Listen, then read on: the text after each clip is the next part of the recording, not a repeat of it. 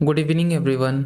आप सभी का स्वागत है प्रामाणिक एसएससी के चैनल में। और आज हम लोग कंटेम्प्रेरी इंडिया एंड एजुकेशन के ऊपर क्लास करने वाले हैं, जो हर एग्ज़ाम के लिए इम्पोर्टेंट है।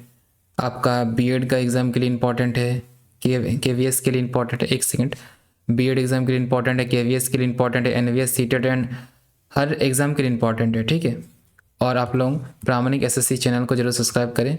ठीक है, ये आपकी छोटी सी हेल्प हो जाएगी हमारे चैनल को ग्रो होने में। और ये जो एक्सटर्नल जो होगा वो आपका टोटल 80 मार्क का होगा। ठीक है, और इंटरनल जो होगा उसमें पेट्रियोटिकल सब मिला के आपका 20 मार्क का होगा। ठीक है, तो टोटल आपका कितना हुआ, 100 मार्क का हुआ पेपर होगा टोटल। ये आपका बीएड के लिए है। किसके लिए? बीएड के लिए। ठीक है, और जो लोग नहीं जानते, मेरा एक टेलीग्राम ग्रुप है जिसमें हम मतलब जो भी क्लास होता है उसका नोट्स जो है मैं इसी टेलीग्राम चैनल में अपना प्रोवाइड करता हूँ। अपना फ़ोन से स्कैन करके आप ज्वाइन हो सकते हैं मेरे टेलीग्राम ग्रुप। ये आगे लेक्चर चालू करते हैं। तो ये रहा आपका सिलेबस। ठीक है, आप लोग एक नज़र डाल लीजिए इस सिलेबस के ऊपर कि क्या क्या मैच कर रहा नहीं कर रहा। ये तो बस एक यूनिट हुआ, आगे और भी वीडियोस आने वाली है। ठीक है, इसमें इस यूनिट में इस वीडियो लेक्चर में आपको ये सारी चीज़ें मिलने वाली है, इतना आपको याद रखना है। Education status in India till 1947, Bharat में 1947 तक की शैक्षणिक स्थिति। तो एजुकेशन स्टेटस क्या था भारत में 1947 के पूर्व, ये हम लोग को जानना है। ठीक है, तो चलिए शुरू करते हैं। तो भारत में जो एजुकेशन है 1947 के पहले, 1947 के पहले, वो 3 मेजर स्टेप से होकर गुजरती है। क्या? 3 मेजर स्टेजेस से होकर। वो क्या क्या 3 मेजर स्टेजेस हैं? एक है इंडिजिनियस। इंडिजिनियस का मतलब क्या है? Indian education system. ठीक है, और इसका दो भागों में बांटा जाता है। एक है एंशियंट और दूसरा है मेडिवल। ठीक है, और जो मॉडर्न एजुकेशन सिस्टम है वो ब्रिटिश रूल के अंडर आता है। जब ब्रिटिश रूल का आरंभ हुआ तो उसी समय मॉडर्न एजुकेशन का क्या हुआ, इंट्रोड्यूस हुआ। ठीक है, और हर एक स्टेज, जितने भी स्टेजेस हैं, आपका एंशियंट हो गया, मेडिवल हो गया, ब्रिटिश रूल हो गया, और हर एक स्टेजेस अपना कल्चरल, अपना सोशल और पॉलिटिकल और इकोनॉमिक कंडीशन को टाइम टू टाइम दर्शाएगा। ठीक है, इसके बारे में आगे हम लोग डिटेल में पढ़ेंगे। तो मैं हिंदी वालों के लिए एक बार रीड कर देता हूँ, नीचे जो हिंदी में लिखा हुआ है। 1947 से पहले भारत की शिक्षा प्रणाली को मुख्यतः 3 चरणों में बांटा जा सकता है। स्वदेशी शिक्षा, प्राचीन एवं मध्यकालीन, ब्रिटिश कालीन, आधुनिक शिक्षा। प्रत्येक चरण अपने समय की सामाजिक, संस्कृति और राजनीतिक परिस्थितियों को दर्शाता है। ठीक है, और जिनको ये वीडियो स्लो लग रहा है वो कृपया 2K में वॉच करें, यही बेटर होगा। इंडियन इंडिजिनियस एजुकेशन सिस्टम, स्वदेशी शिक्षा प्रणाली। ठीक है, एंशियंट एजुकेशन सिस्टम क्या होता है? प्राचीन शिक्षा प्रणाली जिसे हम लोग कहते हैं। तो मीनिंग से स्टार्ट करते हैं।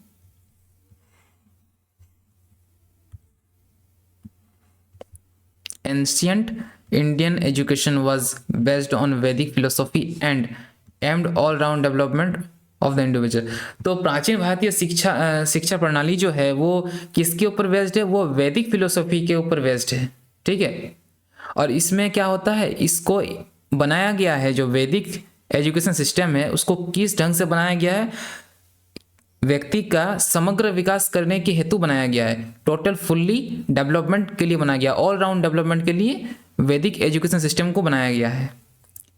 ठीक है, और गुरुकुल में क्या क्या होता था? जब गुरुकुल सिस्टम चल रहा था वैदिक काल में, एंशियंट पीरियड में, तो क्या क्या उस समय चल रहा था? उस समय एजुकेशन फ्री था। ठीक है, एजुकेशन के लिए कोई पैसा नहीं लगता था। ऑरल ट्रेडिशन, ऑरली मतलब मौखिक रूप से जो गुरु थे वो अपनी जो शिक्षा थी वो मौखिक रूप से देते थे। ठीक है, मॉरल एंड स्पिरिचुअल फोकस, नैतिक और आध्यात्मिक की शिक्षा देते थे, और टीचर सेंटर्ड, गुरु केंद्रिक शिक्षा देते थे। ठीक है, मतलब गुरु ऐसे बैठे रहते थे ब्रिज के सामने। ठीक है, और यहाँ पर जितने सारे स्टूडेंट्स हैं यहाँ बगल बगल में बैठे रहते थे, और टीचर बैठ के अपने मुख से मौखिक रूप से शिक्षा देते थे। किनको? छात्र को।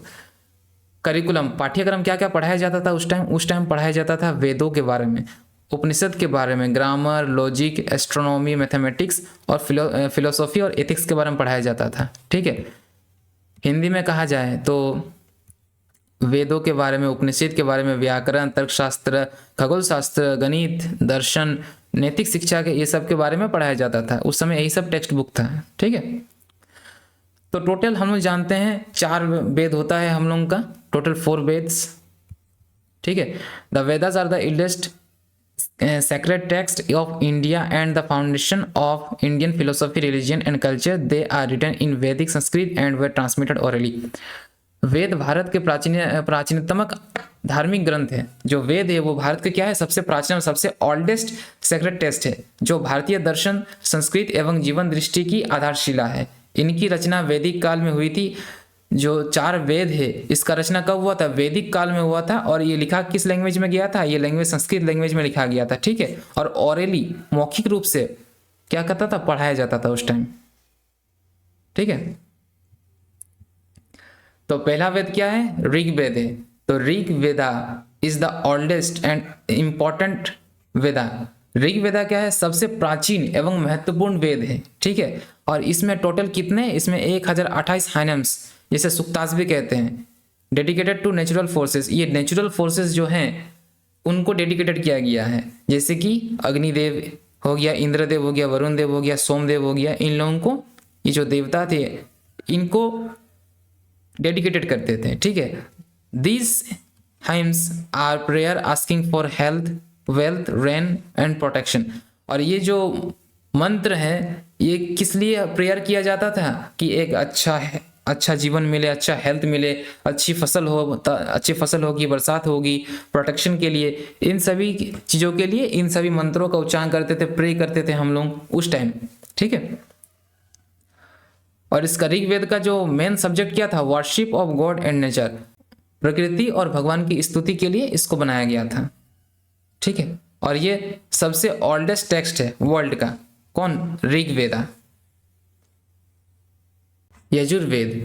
Yajurveda deals with rituals and sacrifice. Yajurveda में यज्ञों और धार्मिक कर्मकांडों का वर्णन है। ठीक है, it provide instruction and formulas for performing yajnas and sacrifice rituals. यह वेद यज्ञों के दौरान बोले जाने वाले मंत्रों और विधियों को बताता है।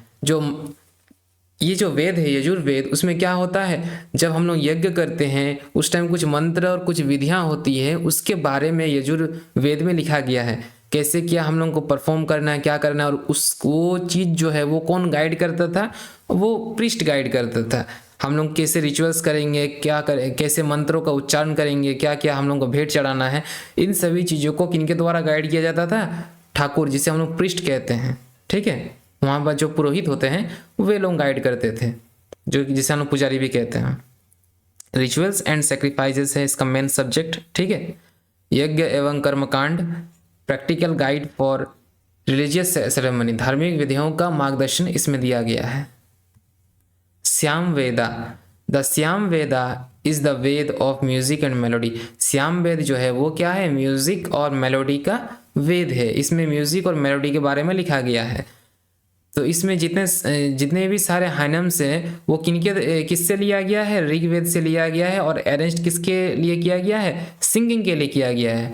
It forms basis of Indian classical music. और इसका जो इंडियन क्लासिकल म्यूजिक का जो फॉर्म है उसको तैयार किया गया है किसमें, श्यामवेद में। और कहाँ से लिया गया है, ऋग्वेद से लिया गया है।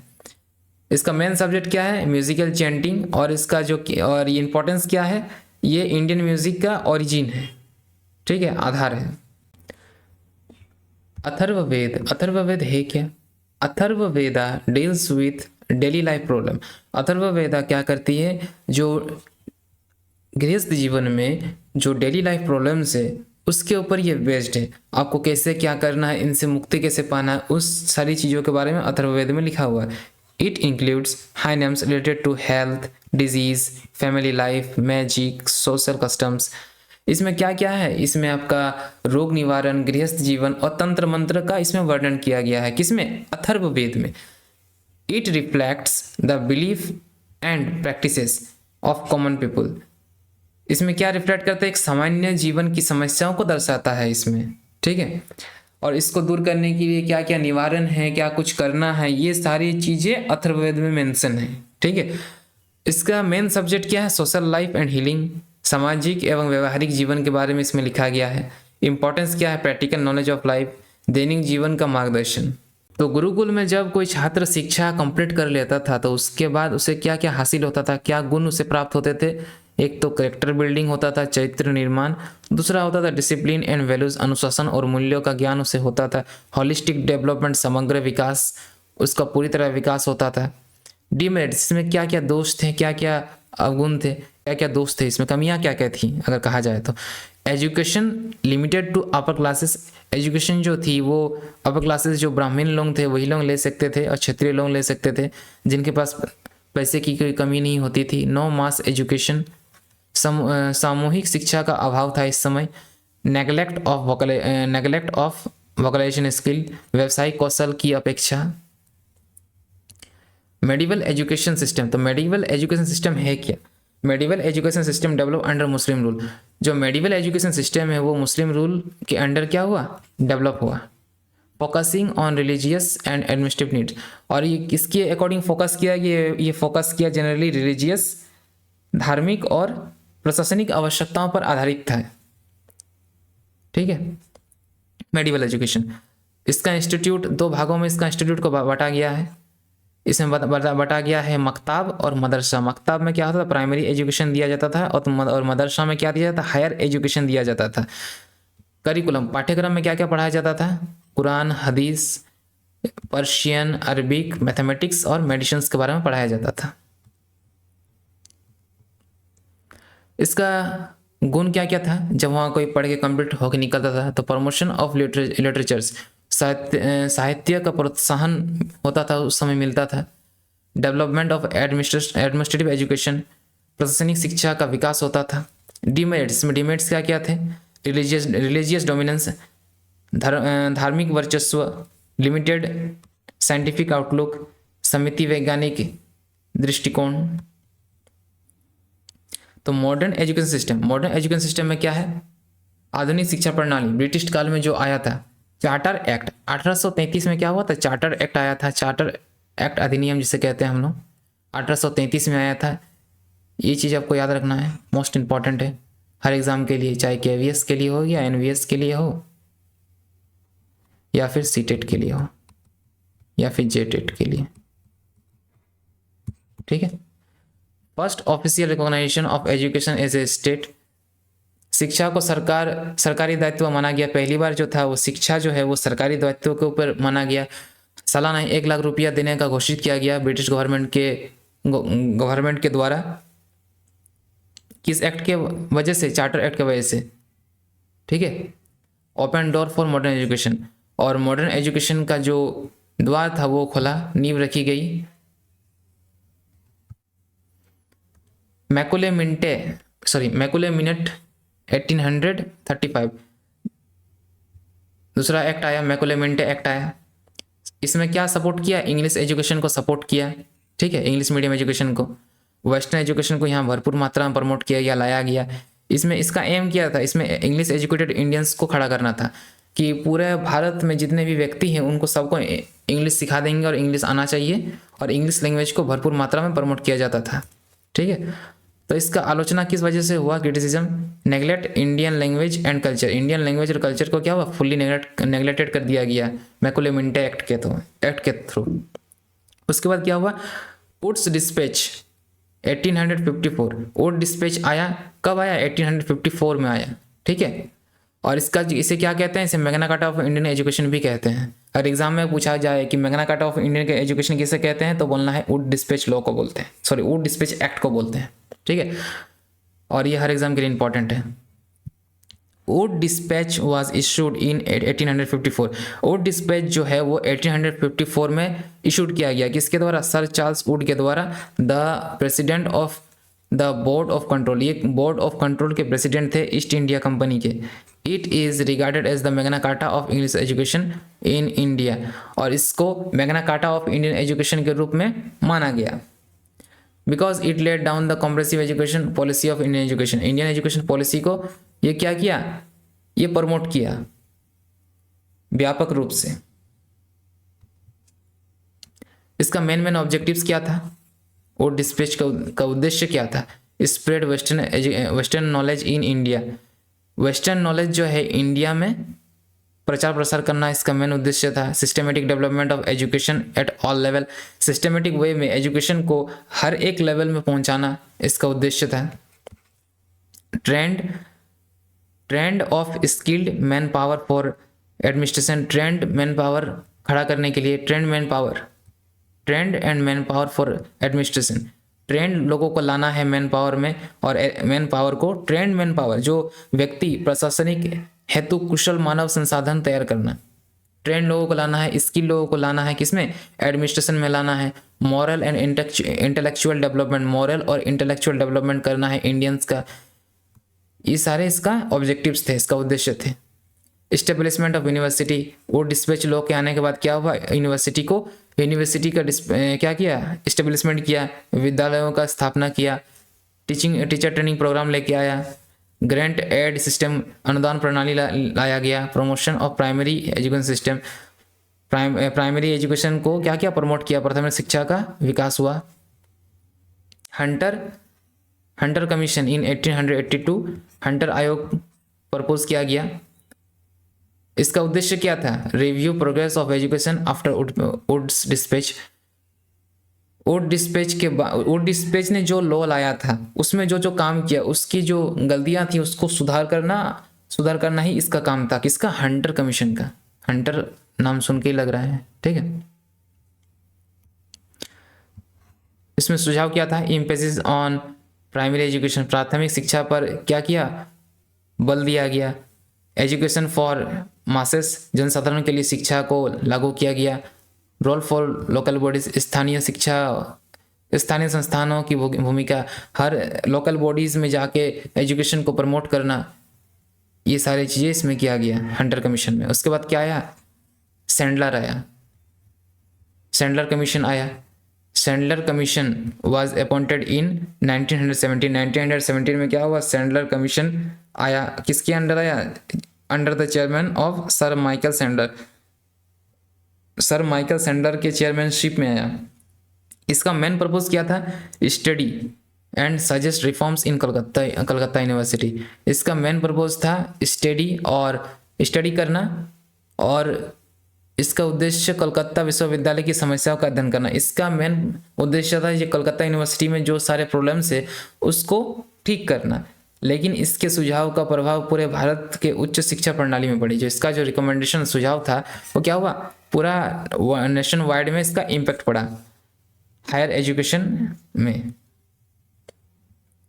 ऑब्जेक्टिव्स ऑफ कमीशन, इस कमीशन का ऑब्जेक्टिव्स क्या था, to enquire into the working of Calcutta university, Calcutta विश्वविद्यालय की कार्य प्रणाली का अध्ययन करना इसका मेन ऑब्जेक्टिव था। To improve the standard of higher education, higher education का जो स्टैंडर्ड था उसका क्या करना, इम्प्रूव करना, उसका गुणवत्ता को इम्प्रूव करना। To establish coordination between school and university और स्कूल के बीच संतुलन बनाना। To reduce over burden of university में क्या हो रहा था, बर्डन हो जा रहा था, बच्चे कुछ नीचे से प्राइमरी लेवल पे कुछ सीख के नहीं आ रहा था, और यूनिवर्सिटी क्या हो रहा था, बर्डन बढ़ जा रहा था, बोझ बढ़ जा रहा था। स्कूल एजुकेशन को लाया गया, स्कूल एजुकेशन को लाया गया, विश्वविद्यालय शिक्षा। School education should B divided into 2 stage, school education को 2 भागों में बांटा गया। पहला बांटा गया सेकेंडरी स्टेज जो 10 साल के लिए था, और हायर सेकेंडरी स्टेज जो 2 साल के लिए था। University education should be begin after 12 years of schooling, 12 साल स्कूलिंग करने के बाद यूनिवर्सिटी एजुकेशन क्या होता था, स्टार्ट होता था। University should focus on teaching and research not only examination, विश्वविद्यालय को केवल परीक्षा लेने वाला नहीं बल्कि शिक्षा एवं अनुसंधान केंद्र बनाना है। Teaching university should be separated from affiliating university, शिक्षण विश्वविद्यालय और संबंध विश्वविद्यालय को अलग करना। एस्टेब्लिशमेंट ऑफ न्यू यूनिवर्सिटी को क्या करना, एस्टेब्लिश करना, नए विश्वविद्यालय की स्थापना करना। इंपॉर्टेंस ऑफ सैंडलर कमीशन का इंपॉर्टेंस क्या था, foundation of 12 year foundation of 12 year education system. 12 साल विद्यालय शिक्षा प्रणाली की नींव रखी गई कि 12 साल तक बच्चे की फाउंडेशन तैयार किया जाएगा स्कूल एजुकेशन सिस्टम में। Encourage research oriented university, research oriented university को प्रमोट किया गया, इनकरेज किया गया। Laid the best for higher secondary education, और हायर उच्च माध्यमिक शिक्षा की अवधारणा की विकसित की। जो हायर सेकेंडरी जो एजुकेशन था उसको क्या किया, विकसित किया। Reduce excessive pressure on university, जो यूनिवर्सिटी के ऊपर एक्सेस प्रेशर था उसको क्या किया, रिड्यूस किया गया। क्या क्या आलोचना हुई सैंडलर कमीशन के ऊपर। Recommendation were costly to implemented, इसमें जो रिकमेंडेशन दिया था वो क्या था, बहुत ही खर्चीला था, बहुत ही कॉस्टली था, जो इम्प्लीमेंट करना हर जगह पॉसिबल नहीं था।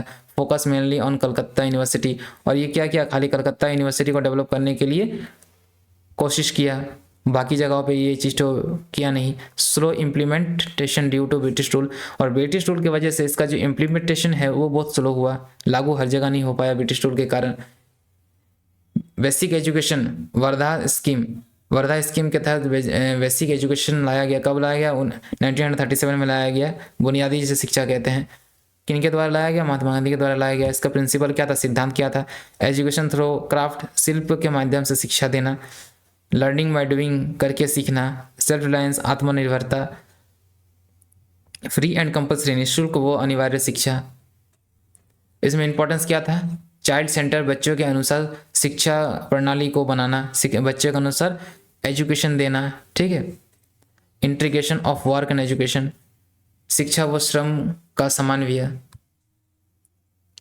कंक्लूजन क्या निकालता है इससे, Indian, the educational development in India till 1947 saw a gradual shift to traditional system to modern education system। तो अगर आप लोग देखें वैदिक पीरियड से शुरू होकर, मतलब एंशियंट टाइम से गुजर के अगर मॉडर्न टाइम में आ गया, तो क्या हुआ, धीरे धीरे ग्रेजुअली हम लोग देख रहे हैं कि ट्रेडिशनल सिस्टम को लोग छोड़ के मॉडर्न एजुकेशन को अपनाना चालू कर दिया। तो समय के साथ परिवर्तन जरूरी है, तो ट्रेडिशनल एजुकेशन सिस्टम को छोड़ के सभी लोग मॉडर्न एजुकेशन सिस्टम में शिफ्ट हो गया। British policies laid the foundation and present system through several limitation. British नीतियों ने वर्तमान शिक्षा व्यवस्था की नींव रखी। तो ब्रिटिश जो थे वो क्या किए, कुछ नीतियां लाए वर्तमान में और शिक्षा व्यवस्था को सुधार की, किंतु उसमें कुछ कमियां भी रह गई, ठीक है।